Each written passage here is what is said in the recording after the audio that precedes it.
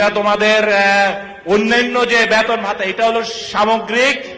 আমাদের এখন মূল ফোকাস হচ্ছে, আমি আবার তোমাদের সামনে তোমরা স্বার্থপর হতে পারো কিন্তু আমার পক্ষে সম্ভব না, বাকি যারা এখনো রেস্টে আছে তাদেরকে কিভাবে আমি অনবোর্ড করব সেটা নিয়ে আমরা আলোচনা করতেছি।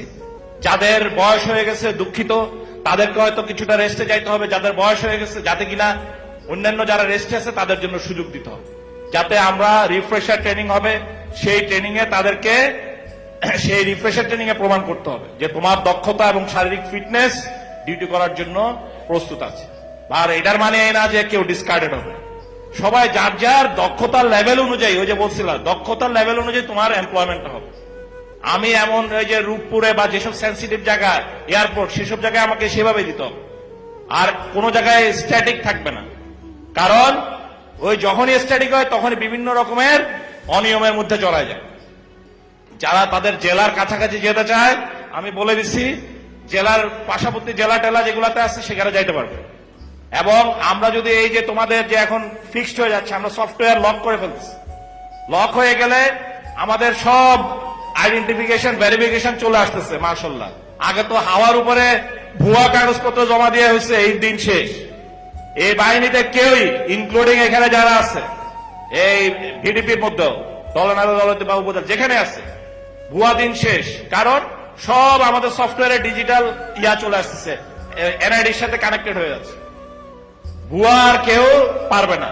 সো যখন এগুলো লক হয়ে যাবে সব এখানে পারফেক্ট হবে, ভুয়া এখানে কেউ নাই যখন হবে, তখন তোমাদের রেশন যার যার জেলাতেও পাবা, ওই জেলা পর্যায়ে তোমরা তোমাদের যার যার বাড়িতে সেটা তুলতে পারবে। বাট সেই প্রক্রিয়া আমরা ইনশাল্লাহ কাছাকাছি, এরা সবাই কষ্ট করতেছে, এভরিবডি ইজ ওয়ার্কিং হার্ড, সবাই কাজ করতেছে, এখানে মনে করার কোনো কারণ নাই। এখন 100% লোক কষ্ট করতেছে। সো তোমাদের কাজ হলো সেই কষ্ট যারা করতেছে তাদের জন্য তোমরা যেন একটা, আমাকে যেন কোথাও কোন মন্ত্রণালয়ে কারো কাছে গিয়ে যেন ছোট হইতে না হয়। আমি যদি ছোট হয়েছি মনে রাখবা তোমাদের কোনো কিছুই হবে না। আমার ছোট বড় হওয়ার একটাই মানদণ্ড, সেটা হচ্ছে তোমরা কাজ ভালো করবা। কি বলছি বুঝা গেছে? পারবা ভালো কাজ করতে? যদি ভালো কাজ করতে পারো আমার জন্য সহজ হবে।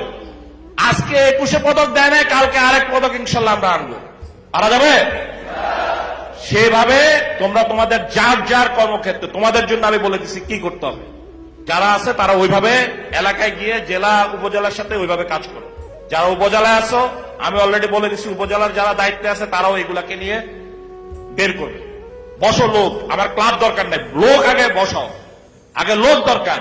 কে কোনটা পারবে, অনেকে অনেক ভালো উদ্যোগ নিতে পারে, তাদের দরকার।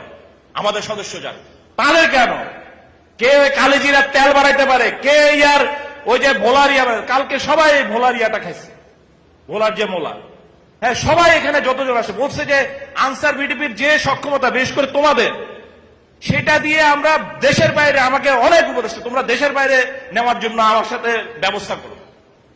আমাদের কাজ হলো তোমাদেরকে সেই প্রভিশন গুলা তৈরি করে দাও, সেই ব্যবস্থাগুলো তৈরি করে দাও।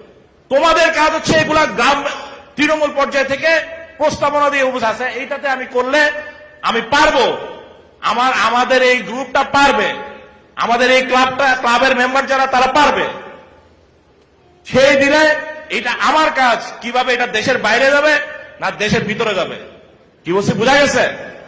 এই জায়গাটায় আমি ওই বাকি সবার সাথে কাজ করে সমন্বয় করতেছি।